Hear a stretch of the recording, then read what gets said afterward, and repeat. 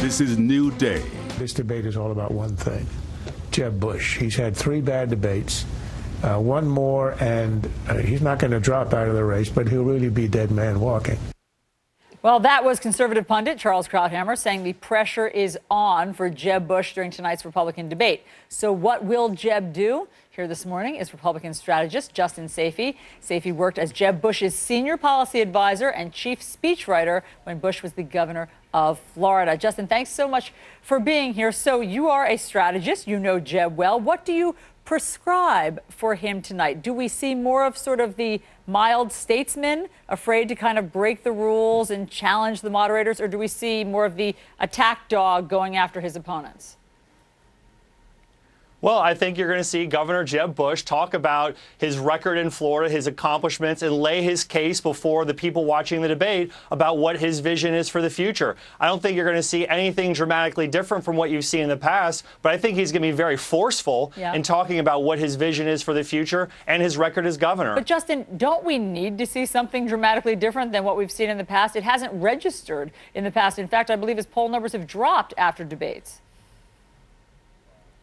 Well, look, you know, the polls right now are very fluctuating. Anything can happen. They've gone up, they've gone down, and I think that, you know, this is the year, in my view, that anything can happen. No one could have predicted where the polls are right now, and in the same way, I don't think anyone can predict where the polls are going to be in January, February, or March of next year. The debates are important, but I certainly wouldn't put as much impact that Charles Krauthammer did in your lead-in to this. Okay, the debates are important, but the voters of Iowa and New Hampshire are still evaluating these candidates on a one-to-one basis. Well, they are, but, you know, it's not good news in the polls, Justin. I mean, look at the latest polls. This is the Marist National Poll. It was just out yesterday, and it asks, among Republicans, who don't you want to vote for? The anyone but him question. Trump is at number 1, 37%, but Jeb Bush is not far behind at 32%. So doesn't he need to do something dramatically different tonight than just, once again, sort of lay out where he is in policy?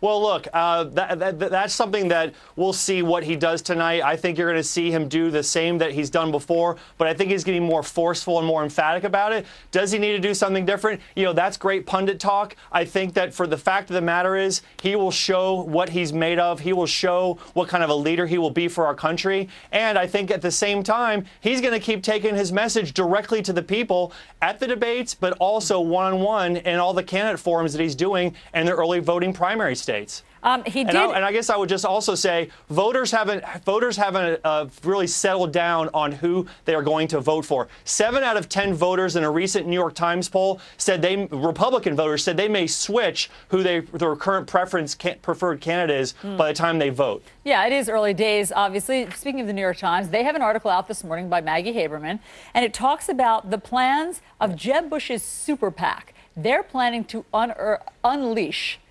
some new attack ads. They're willing to spend a lot of money against Marco Rubio. Let me read you a little excerpt from that. The group's chief strategist has boasted of his willingness to spend as much as $20 million to damage Mr. Rubio's reputation and halt Rubio's, sudden ascent in the polls. Is that the right answer, Justin? Does Jeb Bush need to go after Marco Rubio more forcefully?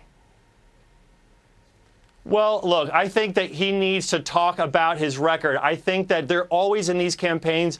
Every candidate is going to be held responsible for their record, including Jeb Bush. And no one should be surprised if any candidate has another candidate do compare and contrast and talk about their record. And that includes Governor Jeb Bush, includes Marco Rubio, Donald Trump, Ben Carson. All of the candidates should be put to the test. That's not a surprise for anybody. I think Jeb Bush has a positive message. He has a positive vision. I think you're going to see that from him tonight in the debate. And what the unaffiliated super PAC does is up to them. But no candidate should be surprised if their record gets scrutinized. Jeb Bush himself has talked about what he believes needs to change in the debate. He sat down with our Jamie Gangel about what his thoughts are on shifting strategy. Listen to this.